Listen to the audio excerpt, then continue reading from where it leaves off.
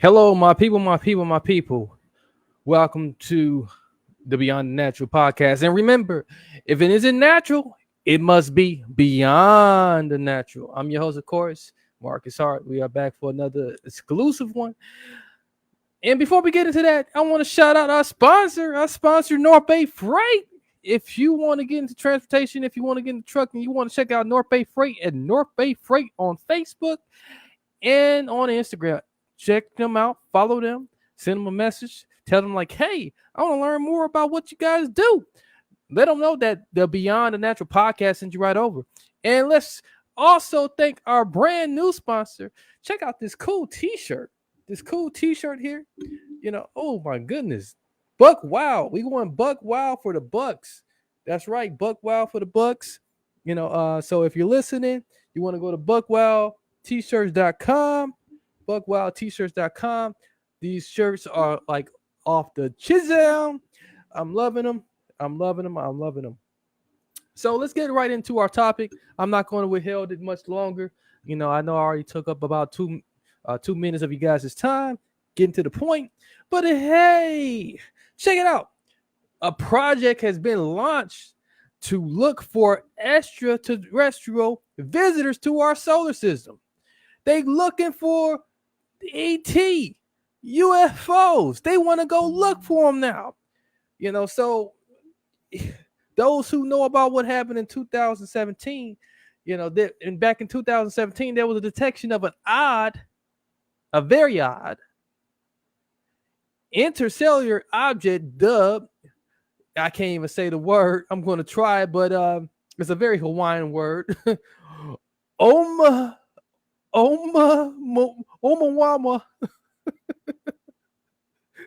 But anyways, this object made its landing in Hawaii. So it was scouted in Hawaii, and there was many speculations about exactly what it was. Many people say it just was a rock. It was an asteroid. It was a comet, from a nearby star, or some other cosmic flotsam, or some other, cosmic waste, in other words. But once again, this particular information is referenced by sciencemag.org. Sciencemag.org. Shout out to sciencemag.org for bringing us this article by Daniel Cleary. So man, I want to know, that object, now that we got like a lot of alien acceptance into our culture now, they just bringing up all the different stuff that has happened over the years. And with this object coming into our solar system and making its way, into the Hawaiian territory, so it tells us that like people didn't really know at the time what it was, but now all of a sudden, we got these speculations. And even in this article, it says that like, hey, was it a light cell? Was it an antenna? Or was it even a spaceship created by an alien themselves? The alien themselves. So what was it? Do they got this thing, this mysterious artifact, just sitting on our Earth, and we don't know? Like now we know. But anyways, there was a plan to look for more objects that are similar to this one, that like they're housing somewhere, and that they're not letting anybody nearby, but they're just throwing this stuff out there like, hey, we found this huge thing. We don't know what the heck it is. Maybe we do. Maybe we don't. We just know that like we need to go look for more objects like this. So now they want to go look for more objects. So now is there a philanthropy back effort? Yeah, philanthropy my butt. More like sponsorship. It's been my word of the day today. Sponsorship. More like a sponsorship or philanthropy back effort. Sponsorship back effort called the Galilean Project. So the Galilean Project The effort is going to be using existing and brand new telescopes to systematically, look for mysterious artifacts that could be satellites hiding in Earth orbit, interstellar stellar objects, rather natural or manufactured, and even unexplained craft in our Earth's atmosphere. It doesn't really matter if it's a natural artifact or a relic, quote unquote. If we look, we'll find something. Quote, Loeb says, so Loeb is A.V. Loeb of Harvard University, who's apparently kind of got in on this, got his hands on this, apparently. But here's my thing, right? So you got existing technology that can see this stuff. And I'm looking behind me right now. I got technology right now that is like pretty advanced, right? We got smart TVs that can like transmit, information and all this stuff. Like, I can talk to you in podcast format, with ease. The little smartphone that I hold, it's packed with technology. But you mean to tell me we don't have any telescopes already that can detect this stuff? We don't have any sensors or anything out there, that's just picking these things up. And that doggone NASA or that space station that's sitting out there in orbit ain't picked up nothing yet. But you mean to tell me that like these guys are going to hustle up some more money, build new telescopes, and the new telescopes are going to do it? I don't know. This seems kind of fishy to me. Seems to me that maybe they just need a clearer look at what's going on. Maybe they needed to pinpoint exactly what they already found. This is what it sounds like to me.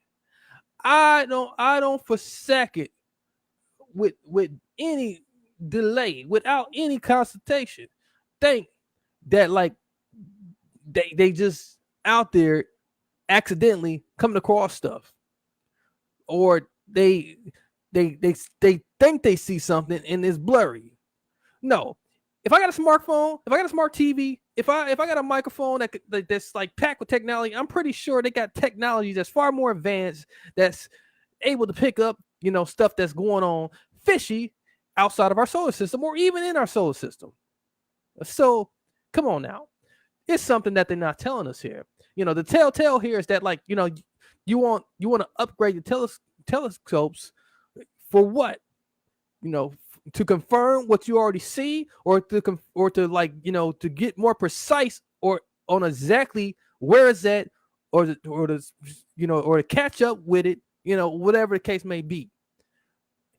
Bad enough that like at the beginning of this article that I read, that this object that they claim and they don't know exactly what it is could be a spaceship of alien creation, could be a satellite, could be an antenna that fell off of a spaceship created by the alien, that is being housed in their study facility. And they have not let anybody look at it. They have not let anybody near it. So this thing, whatever it is, it could be harvesting all type of energy. Maybe they could be harvesting the energy. No, maybe it could be the cause for some of the stuff, the crazy stuff that's going on in our very own atmosphere. We don't know. But what I do know, it's all crazy. We got to get better than this. We got to be very suspicious of these scientists, especially of these wacko scientists that whatever reason, feel like they got to go fishing for sponsors. They call them philanthropy-backed donors. They fishing for sponsors to fund stuff that they already know. Okay. So you're just going to line your pockets up because you've been spending years and years, just psyched out. Probably ain't got laid in years. If you got laid, it was probably with the assistant scientist person that works with you. Can you call him an assistant scientist person? That's kind of weird. But regardless of the fact, these people are wacko. Okay? More wacko than me. Anywho, back to the article. So, Loeb, he also published a book, called Extraterrestrial, the First Sign of Intelligent Life Beyond Earth. I had to dig into that book and find out more what's that about. Which made the case that the Oma Moha Oma Moha. Once again, this is a Hawaiian word. I can't pronounce it, but whatever the thing that made its way into the Earth's atmosphere, which was some sort of alien technology, he believes, says several wealthy individuals got in touch unsolicited to offer funding for the research after they found out about this. So the wealthy, they can find out things that we can't find. Apparently, we get the information kind of late, very late.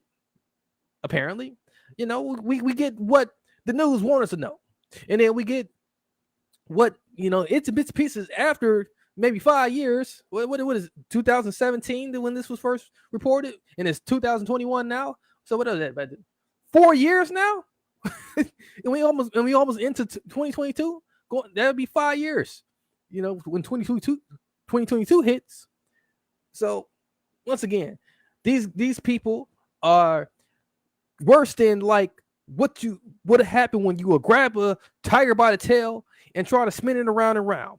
That's highly impossible, because like the minute you grab that tiger around, that tiger is looking back at you and mauling the heck out of you. And that's what we feel like doing sometimes when we find out that these people are withholding information from us and trying to play us for a fool and trying to keep us in this matrix. Anywho, back to the article. So, 4 of them already donated about $1.75 million, enough for him to move forward with his plans. Which he says is to buy another telescope to confirm what he already knows. Okay. Oh, yeah, okay. He assembled a research team involving several well-known astronomers and researchers from other fields. Although he admits not everyone he approached was receptive, of course, because we do know that like some people in the science community are not as open-minded. But with like all of the media, even the government now saying that like, hey, yeah, there's something, there's got to be something out there. There's got to be something out there. Now the science community is a little bit more open, being that this article is even published in sciencemag.org. So it says a lot. It says a lot about the progress that's being made. So the project proposes using data from existing and upcoming survey telescopes. There you go. So they're going to use what they already know, right? And it's going to bring on some advanced stuff to just confirm or pinpoint exactly where they already have spotted this stuff, where they have seen probably seen reoccurrences. Like they ain't fooling nobody. Okay, if they fooling you, maybe you should open your eyes a little bit bigger and your ears a little bit louder. Is that the right term? Or make your ears hear more louder sounds. So they calling this whole team the SETI, and it's not a very pretty group name, but they call it the Search for Extraterrestrial Intelligence Studies Group. Talk about a plain boy band name, right? SETI. Okay, so they so what's happening now? Apparently, they're going to let people get a close up on what they have already found, to kind of study it a little bit more, so that Omawa, that Hawaiian word that I cannot pronounce, which is like, pretty much that what they believe is something of alien creation, could be a spaceship, could be a satellite, could be anything that have fell into our, into the Earth's atmosphere, into our solar system. They don't know what it is,